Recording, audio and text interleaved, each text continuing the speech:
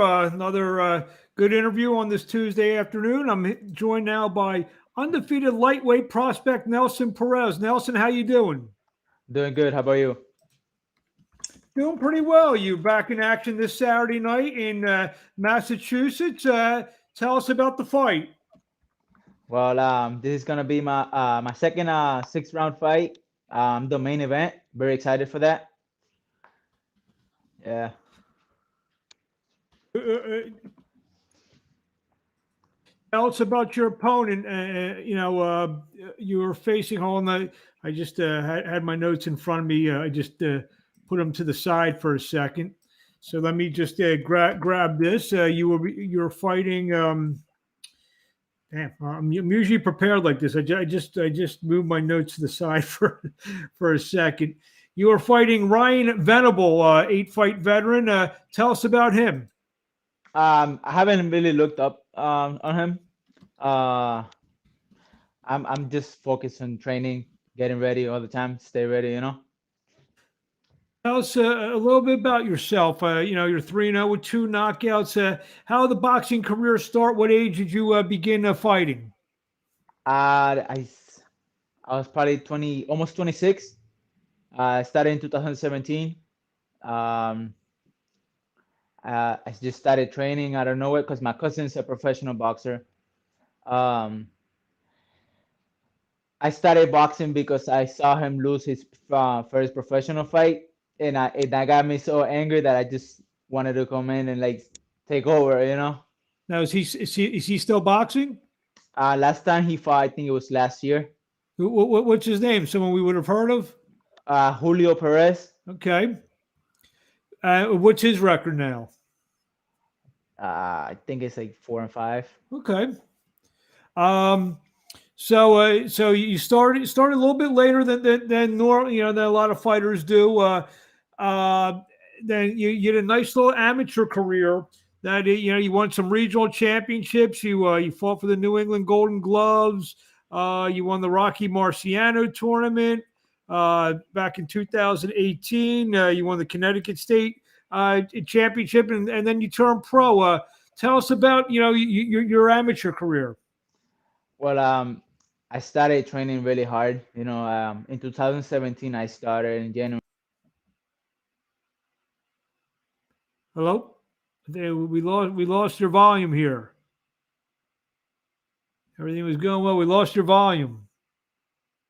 I don't know if you can hear us, but we lost Nelson Perez. Maybe if Nelson, if he, I think it's actually an internet problem. I can see that his internet is not that great where he's at. Maybe he can log off and log back on as we wait for Nelson Perez to. Can you hear us? Hold, we just got you back. Hold on, Nelson. Going to try to log back on. Hopefully, today will be also. We got Nelson back here. Nelson, can you hear us?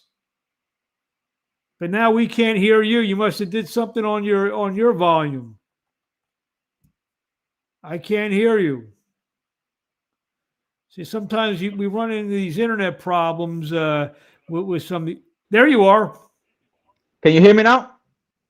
You're very loud, but yes, we hear you. Sorry. Okay, there you go. So we're talking about your amateur career. You won these tournaments. Yes. I started in 2017. Um, I started training, really hard. Um, I lost my first. Well, I did a couple fights in 2008, and then I stopped training, like, because I was just not. It wasn't for me back then. And I started in 2017. I did my first amateur fight, which I lost by split decision, and I didn't like losing, you know what I'm saying? And I just kept training. I did another fight in 2017 December, I think it was, Mm-hmm. and I won that fight in the second round TKO. And then I felt very good, and I just kept training hard, And then in 2018, I started doing the Golden Gloves. I did 6 fights for 6 weeks, and I won the All New England Golden Gloves Championship. And I was already there. I probably had already like I must say like 8, 9 fight, no, like 11 fights. And then I think it was like 4 fights in the Rocky Marciano tournament, Mm-hmm. and I won the tournament chip. I got a belt from them. And then in I think it was in December, if I'm not mistaken, or November, I won the Connecticut State Championship belt. And then in 2019, I just turned pro. I see your last fight. You fought a 66 fight veteran in Dwayne Wisdom. Yeah. Um, Ended in disqualification. What happened there? What was that? Ended in a disqualification. What happened in that fight? Well, I think to be honest with you, I think he didn't want to keep fighting. He was just I for me, I think he was looking for a way out.